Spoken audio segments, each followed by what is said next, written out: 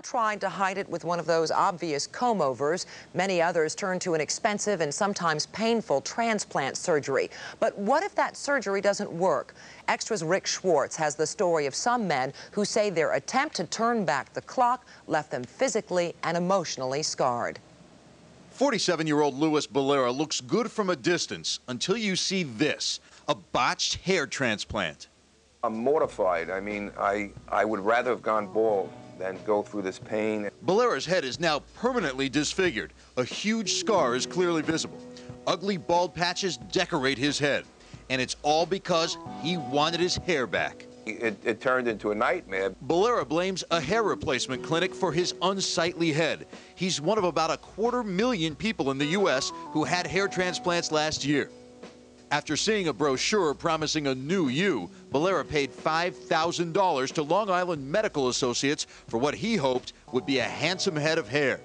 Now he's joined 21 others in a record $400 million lawsuit against the clinic.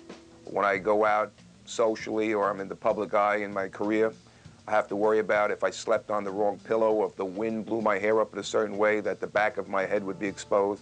Attorney Stephen Gilden is representing the group, including this now scarred man who didn't want his face shown. You can see his hair looks as artificial as doll's hair. He too has missing patches.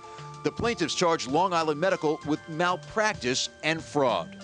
These individuals were lured in with sales pitches and a lot of savvy marketing, and they were given great expectations that could not be met and were not met. You can't even tell. But not all of the clinic's customers are unhappy.